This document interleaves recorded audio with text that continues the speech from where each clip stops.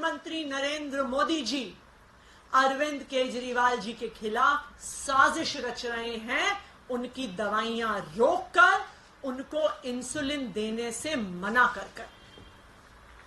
यह स्वतंत्र भारत के इतिहास में कभी नहीं हुआ होगा।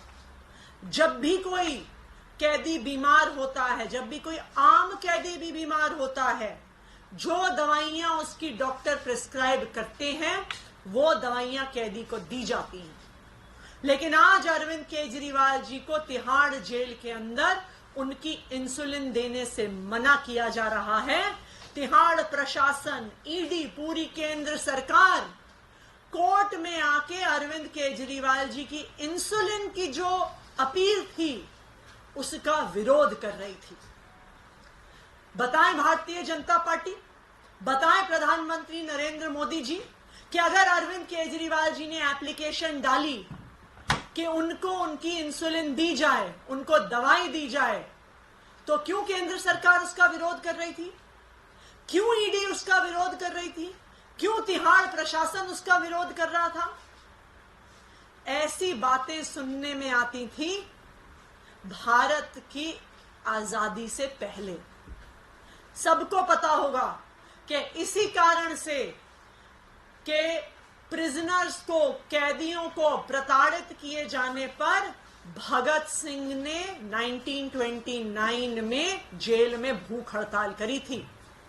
क्यों? क्योंकि तब अंग्रेज जो भारतीय स्वतंत्रता सेनानी थे उनको प्रताड़ित करते थे, उन्हें सही से खाना नहीं देते थे, उन्हें दवाइयां नहीं देते थे, उनका मनोबल तोड़ने के लिए, उनका स्वास्थ्य खराब करने के लिए। और आज भारत की स्वतंत्रता के 75 साल बाद प्रधानमंत्री नरेंद्र मोदी जी वही कर रहे हैं जो अंग्रेज अपने शासन में करते थे कि अपने विरोधियों को जेल में ठीक खाना नहीं पहुंचाने दे रहे हैं, उनको दवाइयां नहीं पहुंचाने दे रहे हैं, उनको प्रताड़ित कर रहे हैं।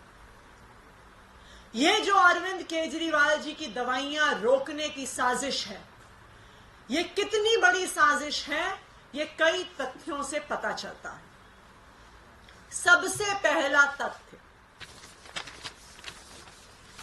ये एक ईमेल है जो ईडी ने कोर्ट में फाइल किया है।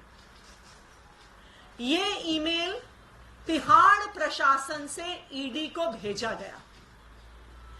इस तिहाड़ प्रशासन से भेजे गए ईमेल में अरविंद केजरीवाल जी ने क्या खाया, क्या पिया, कितने बजे खाया, ये सारी डिटेल्स मेंशन है।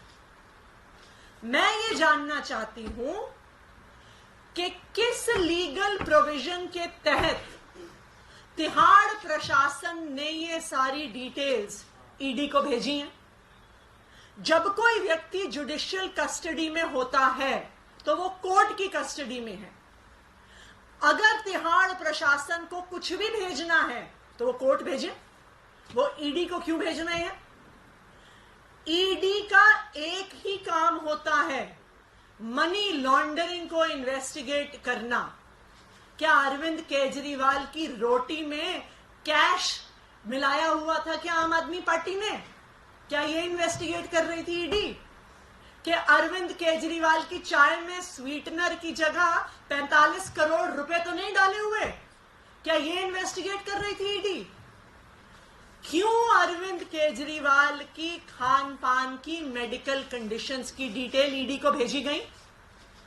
ईडी ने किस तहत ये सारी मेडिकल डिटेल्स कोर्ट में दाखिल करी?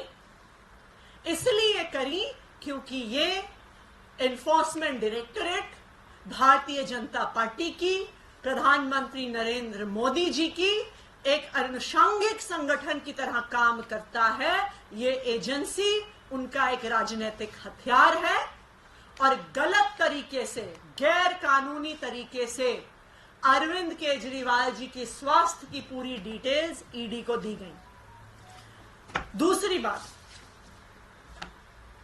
इस षड्यंत्र में प्रधानमंत्री नरेंद्र मोदी जी ने ईडी को तो शामिल किया ही हुआ है, बल्कि दिल्ली के एलजी साहब विनय सक्सेना जी, और उनके माध्यम से तिहाड़ प्रशासन को भी किया हुआ है।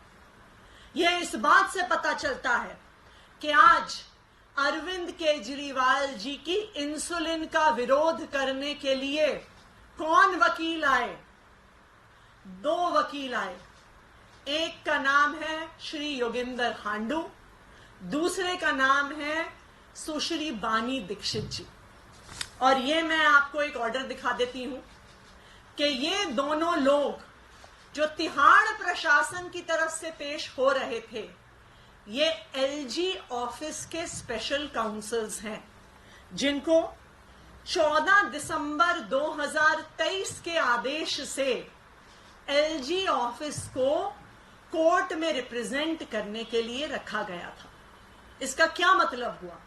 इसका मतलब कि एलजी साहब के खास वकील, जो एलजी साहब को उनके व्यक्तिगत मामलों में भी, उनके सरकारी मामलों में भी न्यायालय में उनका प्रतिनिधित्व करते हैं, उन वकीलों को एलजी साहब ने भेजा अरविंद केजरीवाल जी की दवाई का विरोध करने के लिए, अरविंद केजरीवाल जी की इंसुलिन का विरोध करने के लिए। तो जो सारे तथ्य हैं ये साफ साफ दिखाते हैं कि अरविंद केजरीवाल जी की इंसुलिन रोकने की, अरविंद केजरीवाल जी की दवाई रोकने की एक बहुत बड़ी साजिश चल रही है। प्रधानमंत्री नरेंद्र मोदी जी और केंद्र सरकार द्वारा चल रही है, और उसी तरह चल रही है जिस तरह अंग्रेज स्वतंत्रता सेनानियों को जेल में कैद करने के बाद प्रताड़ित करते थे, परेशान करते थे, खाना नहीं देते थे, दवाई नहीं देते थे। आज वही साजिश प्रधानमंत्री नरेंद्र मोदी जी अरविंद केजरीवाल जी के साथ कर रहे हैं। मैम, इसी से जुड़ा एक सवाल है। अनुराग ठाकुर से सवाल पूछा गया टीवी भारत से बात करते हुए, तो उन्होंने एक पोएम रिसाइट की, इसमें कहा Johnny Johnny yes papa, eating sugar no papa, are you sure yes papa, open your mouth हा हा हा। कैसे लेंगे इसको? देखिए, भारतीय जनता पार्टी किस हद तक गिर सकती है ये हमेशा मुझे अचंभित करता है। अरविंद केजरीवाल दिल्ली के मुख्यमंत्री हैं। अरविंद केजरीवाल जी को दिल्ली के लोगों ने वोट देके चुना है 3 बार। अरविंद केजरीवाल जी 30 साल से सीवियर डायबिटीज के मरीज हैं। अरविंद केजरीवाल अपनी स्वास्थ्य की हर मुश्किल के बावजूद दिल्ली की जनता के लिए 24 घंटे काम करते हैं।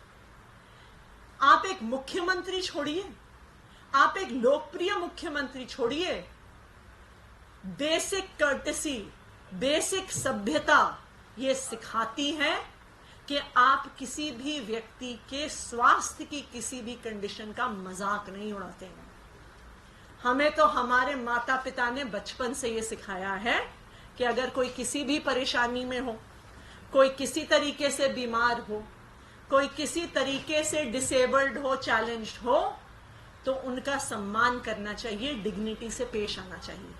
तो मैं तो यही जानना चाहूंगी कि अनुराग ठाकुर जी ने अपने परिवार से क्या सीखा है। एक सवाल, वो कोर्ट में डाइट चार्ट जो सबमिट किया है उसमें एक चीज की 11 अप्रैल को ब्रेकफास्ट में केजरीवाल जी को फ्रूट चाय के साथ अंडे दिए गए। बीजेपी ने भी, शादी ने भी इसका रिएक्ट किया कि बड़ा आश्चर्यचकित करता है कि नवरात्र में कोई अंडे कैसे खाते। ये बिल्कुल गलत सूचना है। अरविंद केजरीवाल जी नवरात्रों में अंडा नहीं खाते हैं। ये गलत सूचना दी जा रही है कि उनको 11 अप्रैल को अंडे दिए गए हैं।